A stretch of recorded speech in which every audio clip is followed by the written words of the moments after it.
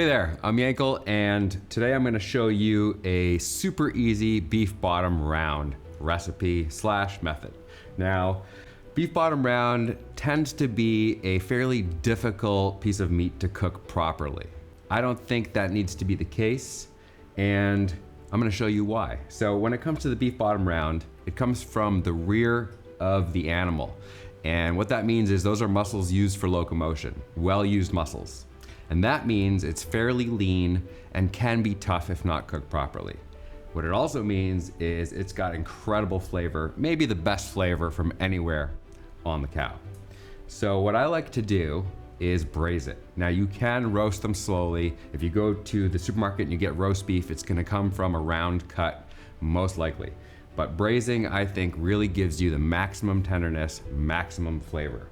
So what we're gonna do is a very simple braise, and I'm gonna explain exactly what a braise is, because you can incorporate braising into so many other recipes and cuts of meat. And braising is not limited to beef either. Chicken, pork, even fish. Although you don't need to braise fish for very long because it's generally pretty tender. All right, so I'm gonna preheat my Dutch oven to a pretty high heat, almost the highest setting. And I'm using a Dutch oven because the lid closes really well. It creates a seal, and that's what I need for a good braise. I need that steamy environment. Now I'm gonna use a high temperature avocado oil, and this is really good for searing because it doesn't burn. And I need a high temperature, I need a hot surface to sear well. For our rub, all we're going with is salt and pepper. This beef is so flavorful, and I really want to highlight the flavor of the beef itself. Now typically bottom rounds come in a couple of different shapes. Now you can see this one is pretty flat and kind of like a neat slice. It's always gonna have a little bit of fat on the edge, which is nice. It adds a bunch of flavor. We're gonna sear that especially. But sometimes you'll get a bottom round, which is actually just round. And that means it's cut from a little bit further down on the round primal. So you get a round cut, and then you get this neat center cut, and then you get the other round cut. They're all exactly the same, it's just how they butcher them. So be prepared for a round to look a little bit different sometimes. I'm even gonna get a little salt and pepper on that fat.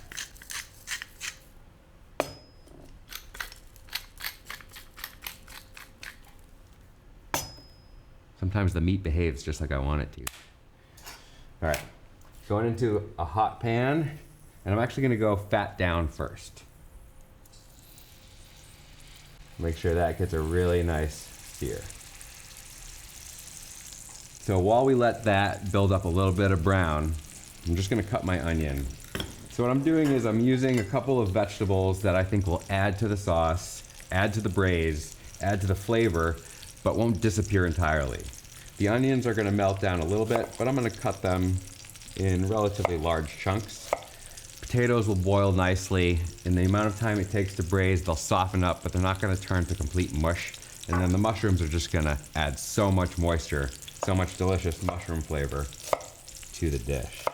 Now, one of the key points when it comes to braising is what your liquid is. So I'm using a beef broth, and then I've got a little bit of wine. Do you have some wine that you don't want to finish? Well, me neither. But I'm going to use a little bit of this because it's going to add a little bit of acidity as well as some sweetness from the grape. And what we want is a base of acidity to help break down connective tissue. Look at that beautiful browning that's happening right there on that fat. I'm going to flip it over, start to brown the surface of the meat.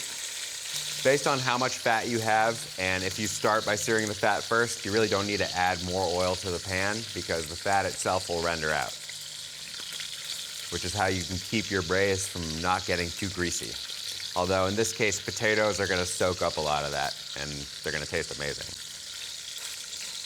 So I just press down on it to make sure that we have good contact with the surface. And then I'm gonna let it sit 2 to 3 minutes on each side. At least. I don't know if you're ready to see what I'm about to show you, but this is what cooking meat is all about. That crust, that's what meat's all about. that right there. That is everything. Do that every time, your meat's gonna taste amazing.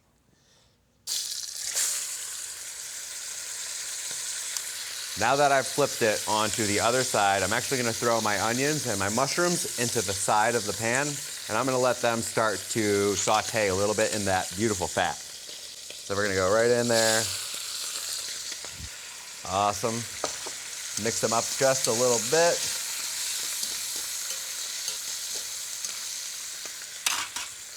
Adding my mushrooms. I'm gonna give that one more minute, and then I'm gonna add liquid to the pot. There are a few quick cooking cuts that come from the round. Primal, primarily the London broil, which is cut in such a way that you can cook it very quickly, hence the name, broil. But 90% of the time, you want low and slow for anything that's coming off the round because it's such a well-used muscle. Oh yeah. Will you look at that?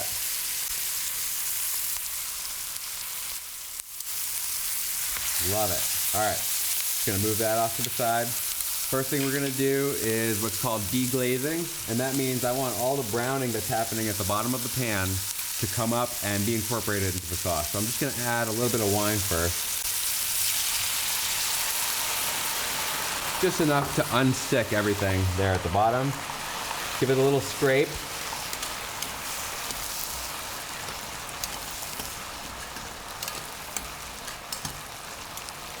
Beautiful. Now I know all those brown bits are gonna be part of my sauce. I'm gonna sit my roast right on top. Add the potatoes in around the edges. And then finally, my bone broth going in there. Now you can use any liquid for this. I like a beef broth because it adds a little bit more flavor. It doesn't need to be beef broth. You can use beer, you can use wine for all of your liquid. You can use a little bit of water, whatever you think tastes good. You can also add garlic, herbs, anything you think you want to use to boost the flavor. Now, I'm gonna bring this to a simmer, and once it's simmering, I'm gonna close the lid up and we're gonna let it simmer, or you can throw it in the oven for a few hours. Basically, low and slow. So if it's going into the oven, not higher than 300 degrees. 300 degrees, it'll be done in about 2.5 to 3 hours. On the stovetop at a simmer, kind of the same thing, maybe a little bit faster. Now, as the simmer starts to happen, I see bubbles coming up. The last thing I'm gonna do is just add one little grind of salt and pepper. I usually like to season these at the very end, but I know I've got a good quantity of liquid and a healthy amount of vegetables, and potatoes in particular like a lot of salt, and so I'm comfortable adding a little bit of seasoning now because I think it's gonna help everything taste better at the end. Now, once we have a simmer going, lid goes on, and this is the key to a braise. After searing, after deglazing, after adding the liquid, once you have steam, close it up and let it cook at a very low temperature, and all that magical steam does the work. So I will see you in about 3 hours. Well, about 3 hours have passed, and I'm just gonna test the doneness of my bottom round roast to make sure it's where I want it. Now, when I wanna slice it, I want a little bit of firmness. I don't want it falling apart. So I'm looking for just some resistance as I poke that thermometer or a sharp knife into the roast. And that feels just about perfect. So it slides in, but there's a little bit of a push. If you wanna shred the beef, you're gonna cook it a little bit longer, and it'll be a lot easier to slide your thermometer or your knife in. And we're looking for 195 degrees and above, because that's about where connective tissue really starts to melt. And when you cook a brisket, for example, you're looking for that 95 and above to 200 range. Now, if you're gonna store it overnight, be sure to store it in the braising liquid because it will reabsorb a lot of that liquid as it cools down. But we're gonna serve it right now. So after letting it rest in the pot for about 20 minutes, so it reabsorbs at least a little bit of that liquid, we're gonna slice it up. Now I'm gonna go straight onto the board, and we're gonna slice it into medium thick slices, and I'm looking to slice it very much against the grain. So slicing with the grain, you're gonna end up with a tough bite even if it's super tender. Slicing against the grain means it's gonna stay tender while you eat it. So we've got a very distinct grain running this way, and basically I'm gonna cut against that.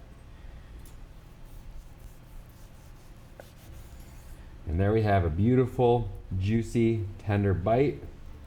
Looks really nice. Smells absolutely amazing. Those mushrooms really are the key for me in this sauce because they just evaporate into the liquid. All that moisture just comes out of the mushrooms. It becomes part of the sauce. Some of the sauce cooks off. The flavor reduces. The red wine helps everything balance out and break down the roast a little bit more, which is really nice. That's beautiful. Now I've got a slotted spoon, so I'm gonna pull my veggies out and basically lay them there in the bottom.